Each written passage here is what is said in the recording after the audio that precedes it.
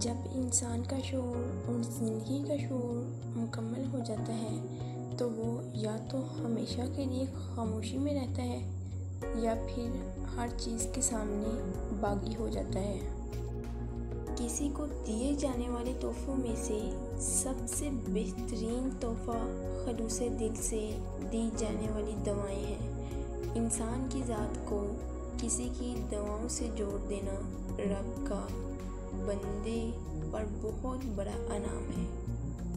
ہم سب کے اندر ایسا درد ہوتا ہے جسے کوئی نہیں جانتا، نہ جان سکتا ہے، اور جس کی تکلیف بھی ہمارے علاوہ کسی کو نہیں ہوتی۔